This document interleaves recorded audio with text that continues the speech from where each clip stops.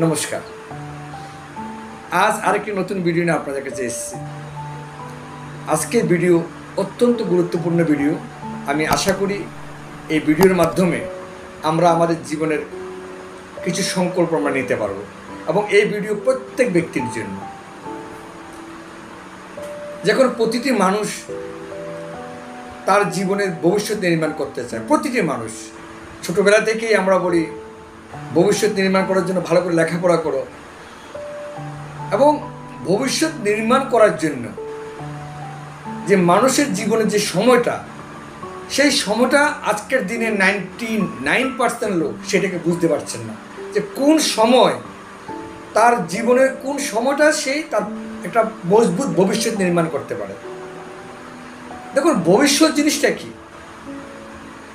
ভবিষ্যৎ হচ্ছে কি, একটা মানুষ তার জীবনের পয়সা রোজগার শুরু করে মোটামুটি 24 থেকে 25 বছর পর থেকে মোটামুটি একটা মানুষ তার জীবনের পয়সা রোজগারের শুরু করে দেয়, এবং সেই পয়সা রোজগারের যে জুনুন, যে একটা উৎসাহ, পয়সা রোজগার করার জন্য যে শরীরের যে একটা এনার্জি, সেটা কতদিন অবধি থাকে? ম্যাক্সিমাম 50 থেকে 55 বছর। তারপরে সেরকম জোশ থাকে না, সেরকম এনার্জি থাকে না। এখন প্রশ্ন হচ্ছে কি, ভবিষ্যৎ কাকে বলা হয়? ফিউচার জিনিসটা কি? কেন মানুষ অক্লান্ত পরিশ্রম করে যে ভবিষ্যতের জন্য? ভবিষ্যৎ কোনটাকে বলা হয়? আজকে সেটা আমি আপনাদের সঙ্গে শেয়ার করতে চাই। ভবিষ্যৎ হচ্ছে কি, মানুষের বয়স যখন 50 ক্রস করে ফেলে, 50 বছর পরের থেকে একটা মানুষ 70, 75, 80 বছর পর্যন্ত বাঁচতে পারে, আজকের দিনে জীবিত থাকতে পারে। কিন্তু এই 50 থেকে 80 বছর অবধি, অর্থাৎ 30টা বছর, কেউ 75 বছর, কেউ 70 বছরও বাঁচেন। আমি যদি বলি যে 70 বছর যদি কেউ বাঁচে, তাহলে 20টা বছর, অর্থাৎ 20 থেকে 30টা বছর যে সময়টা, এই সময়টাকে বলা হয় মানুষের অ্যাকচুয়াল ভবিষ্যৎ। অর্থাৎ এই সময়ে আপনার শরীর আগের মতো সে ঊর্জাবান থাকে না, সে এনার্জিক থাকে না, সে শক্তি থাকে না।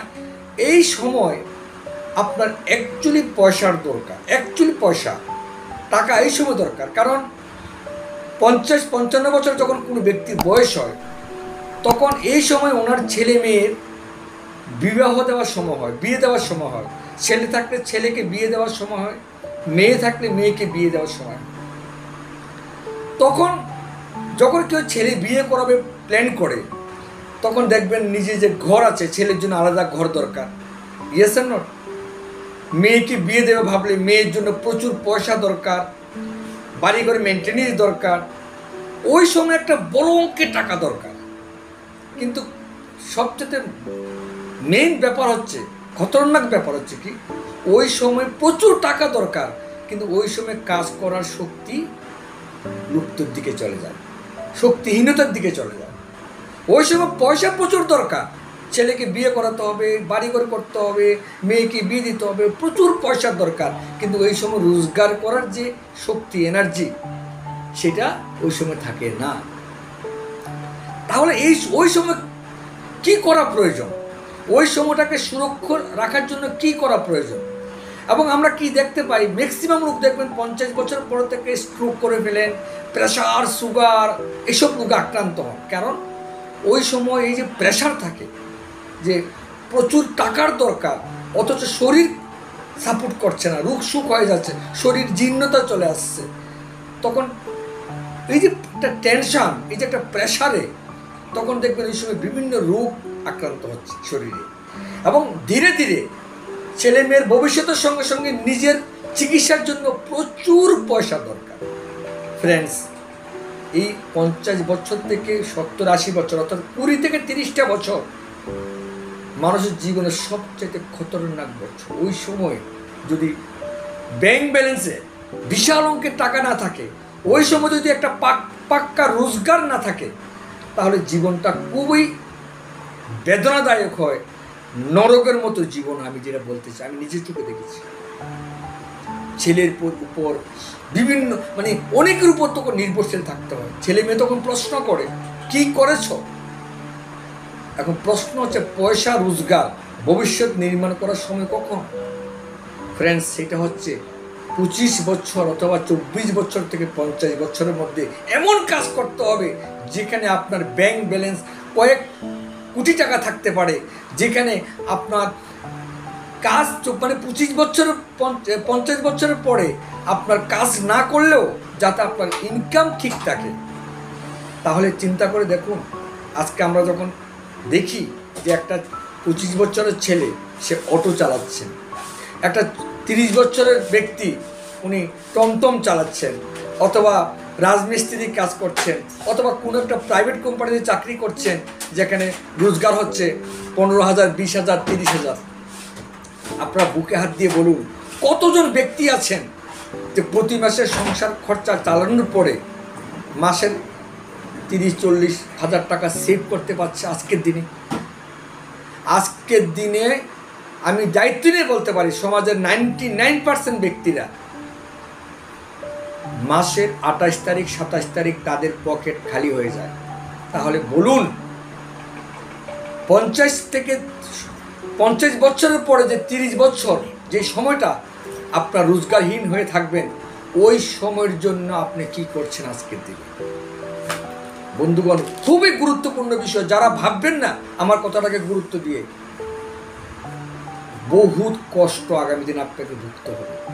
জীবনের এক এক সেকেন্ড তখন আপনার কাছে দুর্বিষহ মনে হবে যদি আজকের দিনে এমন একটা কাজ না করেন যেই কাজের মাধ্যমে আপনার একটা সেভিংস হচ্ছে, এবং এমন একটা প্ল্যাটফর্ম, এমন একটা রোজগারের জায়গা তৈরি করতে হবে যে জায়গাটাতে আপনি না থাকলেও যাতে আপনার ইনকাম বন্ধ না হয়।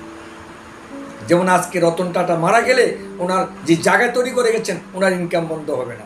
আজ ধীরুভাই আম্বানি চলে গেছেন, ওনার ছেলে নাতিরা বসে বসে 7 পুরীকে পিড়ি কিছু না করলেও ওনাদের ইনকাম বন্ধ হবে না। তাই ফ্রেন্ডস, নিজেকে যাচাই করুন। আমার খুব আশ্চর্য লাগে যখন 30 বছর 35 বছরের ব্যক্তিরা 1-1.5 হাজার টাকা রোজগারের জন্য কাজ করে থাকেন ডেলি। আপনারা ভাবুন 50 বছর পরে আজকে যে কাজটা আপনি করছেন, অটো চালাচ্ছেন, টমটম চালাচ্ছেন, রাজমিস্ত্রি কাজ করছেন, বা একটা প্রাইভেট কোম্পানিতে জব করছেন, 50-55 বছর বয়সে কি আপনি এই কাজটা করতে পারবেন? তাহলে আপনার ওই সময় এত বিশাল বড় খরচা সেটা কে চালাবে? কিন্তু ফ্রেন্ডস, আজকে আমি মুরারি মজুমদার, আমি যে ডাইরেক্ট সেলিং ইন্ডাস্ট্রিতে কাজ করছি 7.5 বছর আজকে এই সিস্টেমে আমি আছি। এই 7.5 বছরে আমার যে কাজটা আমি কিছু লোকের কাছে শেয়ার করেছিলাম, এবং তাদের মাধ্যমে আজ আমার প্রায় 12,000 লোকের পরিবার। আমি থাকি আগরতলা, কিন্তু আজকে আমার পরিবার আসাম আছে, ওয়েস্ট বেঙ্গল আছে, বিহার আছে, মহারাষ্ট্রে আছে।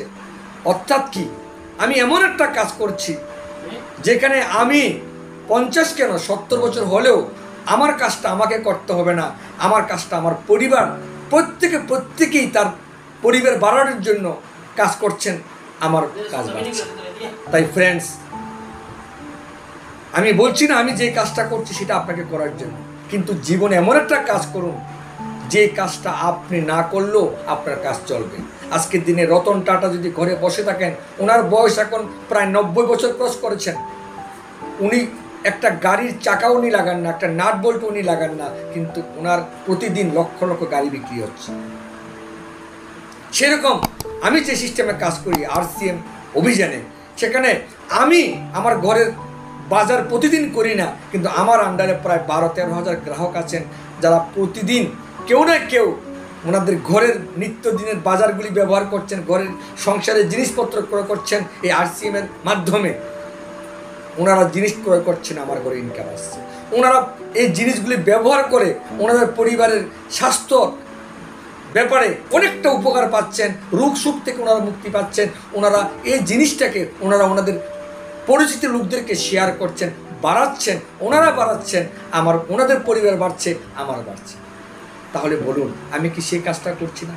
আজকের দিনে আমি প্রায় 1 লক্ষ টাকার কাছাকাছি রোজগার করছি, কিন্তু আমি এই অভিযানের শুরুতে হয়তো আমি একটু পরিশ্রম করেছিলাম, আমি প্রাইভেট চাকরি করতাম, তার ফাঁকে যেই সময়টা আমি ফ্রি থাকতাম, সানডেতে ফ্রি থাকতাম, সন্ধ্যা 7টা 8টার পরে ফ্রি থাকতাম, এই সময়টাকেই ব্যবহার করে আমি এমন একটা ভবিষ্যৎ নির্মাণ করেছি যেখানে আমার 50 বছরের পরে যত দিন যাবে তত আমার রোজগার বাড়বে। চিন্তা করে দেখুন। এবং এই অভিযানে শুধু আমি না, হাজারো লক্ষ মানুষ আজকে এই জীবনের এক মজবুত ভবিষ্যৎ নির্মাণ করছেন। তাই আজকের আমার এই ভিডিওর মাধ্যমে আমি মেসেজ দিতে চাই আপনাদেরকে যে সাবধান, আপনারা যেই প্রফেশন আছেন নিজেকে একবার চেক করে দেখুন। আজকে যেই কাজ করছেন 50-55 বছরে সেই কাজটা আপনি করতে পারবেন কিনা। আজকে যে রোজগার করছেন, এই রোজগারের যে টাকা সেভ হচ্ছে, সেই টাকা দিয়ে 50-55 বছরে যখন আপনার ফ্যামিলিতে অনেক অনেক খরচা হবে, বড় বড় খরচা হবে, তখন এই টাকা সেখানে কাজে লাগবে কিনা, সেই অর্থ আপনি জোগাড় করতে পারছেন কিনা। যদি না হয়ে থাকে তাহলে মনে রাখবেন এক একটা সেকেন্ড আপনার জন্য বিভীষিকাময় হয়ে থাকবে তখন।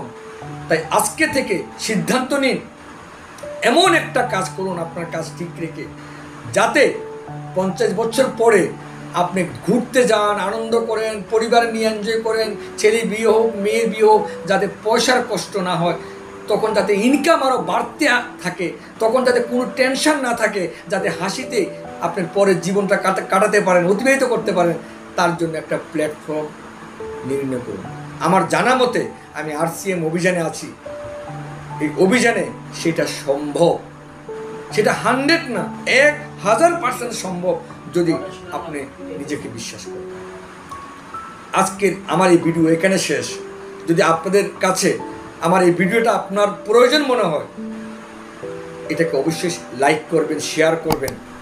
আপনাদের প্রতিটা শেয়ার, প্রতিটা লাইক আমাকে নতুন কিছু বলার জন্য, নতুন কিছু নিয়ে চিন্তা ভাবনা করার জন্য অনুপ্রেরণা যোগায়। অসংখ্য ধন্যবাদ। নমস্কার।